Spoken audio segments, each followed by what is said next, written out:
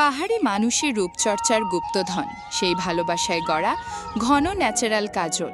আসুন আপনাদের নিয়ে যাই তার সৃষ্টির মায়াবী পথে। ভোরবেলা জঙ্গলে গিয়ে চিড়ের গাছে দাগ কাটি, আর সেখানে আটকে দিয়ে বড় শামুকের খোল। কয়েক ঘন্টার মধ্যে তাতে জমে ওঠে আঠালো রস। আমরা তা যত্ন করে একটি পাত্রে ভরে আনি বাড়িতে। এরপর বড় পাত্রে তিলের তেল, সেই চিড়ের রস আর একটু দেশি ঘি মিশিয়ে নিই। মিশ্রণটি ছোট ছোট বাটিতে ভরে প্রতিটি বাটিতে বাতি জ্বালিয়ে দিই। ওপরে বাঁশের ভর দিয়ে উল্টো করে আরেকটি বাটি ঝুলিয়ে দিয়ে আর তাতেই ধীরে ধীরে জমতে শুরু করে কালো ঘন কাজল। কিছুক্ষণ পর জমা কাজল আমরা আলতো করে ব্রাশ দিয়ে তুলে নিই। তারপর পরিষ্কার জলে মিশিয়ে ছেঁকে একদিন রেখে দিই, যাতে অশুদ্ধি নিচে নেমে যায়। পরের দিন সেই কাজলকে দেশি কুটনিতে পিষে তাতে মেশাই মধু, নারকেল তেল, শিংড়ি, সোনার গুঁড়ো, কস্তুরি, বোরোনিয়ল আর মুক্তোর চূর্ণ। প্রতিটি উপাদান চোখে ঠান্ডা ও নিরাপদ রাখার জন্য।